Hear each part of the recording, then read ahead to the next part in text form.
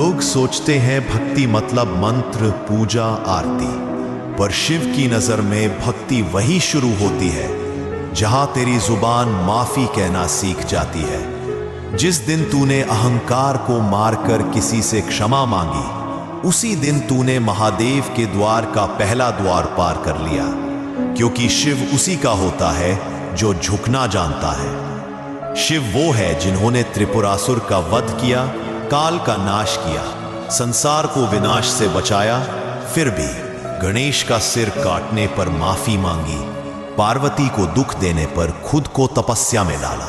क्यों? क्योंकि शिव जानते हैं गलती करके झुकना भक्ति का सबसे ऊंचा स्वरूप है। अगर तू भी अपने जीवन में किसी को तोड़ आया है, किसी की उम्मीदें कुचल आया है और अब भी खड़ा है उस घमंड में, तो याद रख, शिव तुझे नहीं सुन रहे।